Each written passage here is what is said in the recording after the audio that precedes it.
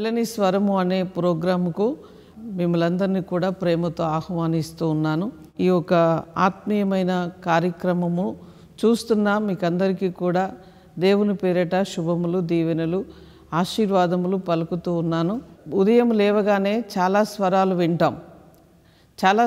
వింటాము, కానీ ఏ స్వరములో ఎటువంటి ఆదరణ దొరకదు. కానీ మెల్లని స్వరము, దేవుని యొక్క స్వరము, దేవుని యొక్క వాక్కు, దేవుని యొక్క శక్తి, దేవుని యొక్క కృప, దేవుని యొక్క మహాప్రేమ మనల్ని బ్రతికిస్తుంది. మన జీవితంలో మన ముందుకు వెళ్ళడానికి కావలసిన జ్ఞానము, అభిషేకము, తలంతులు, వరములు, ఫలములు, ధనము, మనుషుల సహాయము సమస్తము కూడా దేవుని యొక్క వాక్కులో నుంచి నీకు అందించబడుతుంది.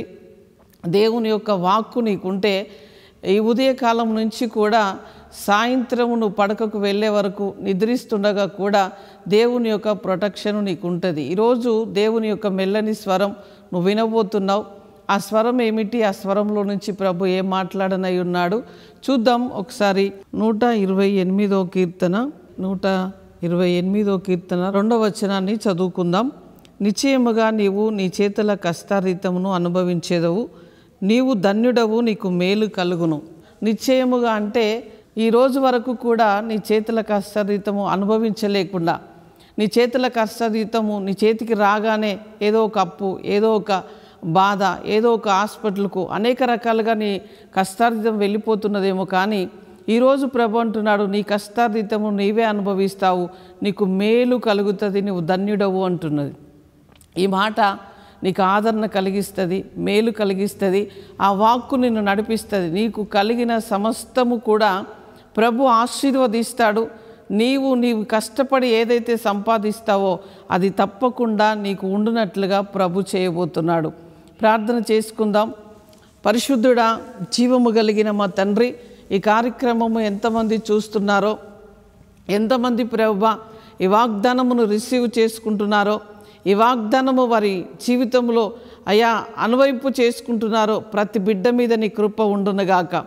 నిశ్చయముగా ప్రభువా ఈ నూతన సంవత్సరంలో నీ బిడ్డలు వారి చేతుల కష్టార్జితం వారు అనుభవించినట్లుగా, అయా వారికి మేలు కలుగునట్లుగా, వారు ధన్యులుగా మార్చబడినట్లుగా నీ కృపను అనుగ్రహించండి.